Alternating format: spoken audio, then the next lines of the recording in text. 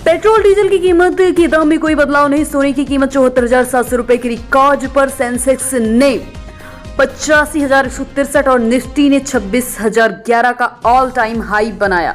GDP की बात की जाए तो ग्लोबल रेटिंग एजेंसी मूडीज के हिसाब से जीडीपी 2024 के लिए भारत की ग्रॉस डोमेस्टिक प्रोडक्ट यानी जीडीपी का ग्रोथ अनुमान बढ़ाकर 7.1% कर दिया गया है। इससे पहले मूडीज ने भारत की जीडीपी ग्रोथ का अनुमान 6.1 से 6.8 बताया था। वहीं शेयर बाजार के चौथे कारोबारी दिन ऑल टाइम हाई बनाया।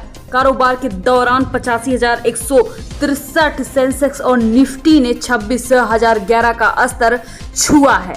इसके साथ ही जीडीपी बढ़कर 7.1% हो गई, जो कि पहले 6.8 बताया जा रहा था। वही कहा जा रहा है 2025 में जीडीपी 6.5 की दर से बढ़ सकती है। राहुल बोले जम्मू कश्मीर के स्टेटहुड के लिए सड़क पर उतरेंगे। राज्य का दर्जा छीनकर यूटी बना दिया। भारत के इतिहास में कभी ऐसा नहीं हुआ। राहुल ने कहा 2019 में जम्मू कश्मीर को 2 केंद्र शासित प्रदेशों में बांटा गया था। ये लोगों के साथ बहुत बड़ा अन्याय हुआ है। लोकसभा में नेता प्रतिपक्ष राहुल गांधी ने बुधवार को जम्मू में कहा कि अगर विधानसभा चुनाव के बाद केंद्र सरकार ने जम्मू कश्मीर को पूर्ण राज्य का दर्जा नहीं दिया तो इंडिया ब्लॉक संसद के अंदर अपनी पूरी ताकत का इस्तेमाल करेगा और जरूरत पड़ी तो सड़क पर भी उतरेगा। राहुल यहां एक रैली को संबोधित कर रहे थे। उन्होंने कहा कि 2019 में जम्मू कश्मीर को 2 केंद्र शासित प्रदेशों में बांटा गया था, तो यहां के लोगों के साथ बहुत बड़ा अन्याय हुआ है। भारत के इतिहास में ऐसा कभी नहीं हुआ कि हमने किसी राज्य का राज्य दर्जा छीना हो। हरियाणा चुनाव की बात की जाए तो हरियाणा में कांग्रेस उम्मीदवार की सिक्योरिटी बढ़ाई गई। 24 घंटे में 5 गनमैन प्रचार में एसएचओ साथ जाएंगे। गैंगस्टर गोल्डी बराड़ संग फोटो वायरल हो चुके हैं। हरियाणा की सिरसा में मामला सामने आया कि विधानसभा सीट के कांग्रेस की टिकट पर चुनाव लड़ रहे गोकुल सेतिया की पुलिस सुरक्षा बढ़ा दी गई है। उनको 2 अतिरिक्त गनमैन दिए गए हैं। पुलिस उप अधीक्षक मुख्यालय सुभाष चंद्र ने थाना प्रभारी एसएचओ को तुरंत प्रभाव से उनके गनमैन उपलब्ध कराए हैं। बात की जाए जम्मू एंड कश्मीर की तो 26 सीटों पर 9 बजे तक 10% वोटिंग। उमर अब्दुल्ला 2 सीटों से मैदान में। भाजपा बोली एनसी की सरकार में डर का माहौल था। 18 सितंबर को पहले फेज में 7 जिलों में 24 विधानसभा सीटों पर वोटिंग हुई थी। इस दौरान 61.38% वोटिंग हुई। जम्मू कश्मीर विधानसभा चुनाव के दूसरे चरण में 6 जिलों में 26 विधानसभा सीटों पर वोटिंग सुबह 7 बजे शुरू हो गई। इसमें 25.78 लाख मतदाता शाम 6 बजे तक वोट डाल सकेंगे। वही मानसून ट्रैकर की बात की जाए तो बिहार के 12 जिलों में बाढ़। बिजली गिरने से 3 दुनिया में नहीं रहे। एमपी में बारिश का अलर्ट। राजस्थान में तापमान 40 डिग्री पहुंचा। बिहार में गंगा का स्तर बढ़ जाने के कारण 12 जिलों में बाढ़ जैसे हालात है। भागलपुर के मसाड़ू गांव में 50 से अधिक घर गंगा में बह चुके हैं। नवादा में बारिश के दौरान बिजली गिरने से 3 लोग दुनिया को ही छोड़ चुके हैं। उत्तर प्रदेश के 21 जिलों में बाढ़ जैसे हालात बुधवार को भी बने हुए हैं, जहां गंगा, यमुना, घाघरा, शारदा समेत कई नदियां उफान पे हैं। मौसम विभाग ने आज भी 22 जिलों में अलर्ट जारी किया हुआ है।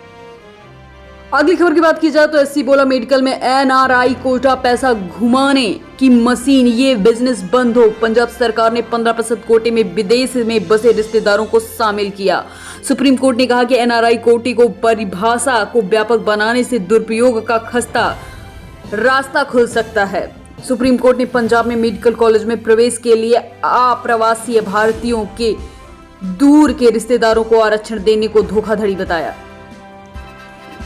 तिरुपति लड्डू विवाद, जगन मोहन क्षमा याचना अनुष्ठान करेंगे, लोगों से भी शामिल होने की अपील। बोले सीएम नायडू ने प्रसादम पर आरोप लगाकर पाप किया है। तिरुपति मंदिर में 300 साल पुरानी किचन में रोजाना 3.50 लाख लड्डू बनते हैं।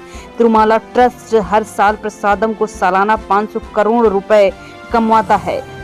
तिरुपति प्रसादम लड्डू विवाद को लेकर आंध्र प्रदेश के मुख्यमंत्री जगन मोहन रेड्डी ने 28 सितंबर को मंदिरों में क्षमा याचना अनुष्ठान करने की बात कही है। चीन में 75% विवाद खत्म होने पर जयशंकर की सफाई, कहा मेरा बयान सिर्फ सैनिकों के पीछे हटने पर था, बाकी मुद्दों पर चुनौती बरकरार। भारत के विदेश मंत्री एस जयशंकर ने चीन के साथ 75% विवाद हल होने वाले बयान पर अपने बयान को लेकर बुधवार को सफाई दी। उन्होंने न्यूयॉर्क में एशिया सोसाइटी पॉलिसी इंस्टीट्यूट में कहा कि मैंने सिर्फ ये बात सैनिकों के पीछे हटने के संदर्भ में कही थी। चीन के साथ दूसरे मुद्दों पर अब भी चुनौती बनी हुई है। उन्होंने कहा कि चीन के साथ भारत का इतिहास मुश्किलों भरा रहा है।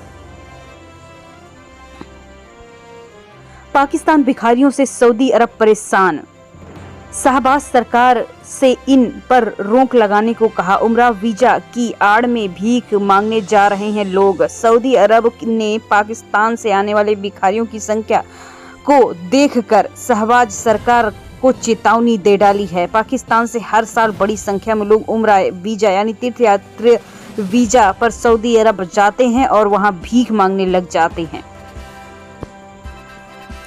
हरिनी अमरसूया बनी श्रीलंका की प्रधानमंत्री। राष्ट्रपति बनते ही दिसानायके ने 11 महीने पहले संसद भंग किया।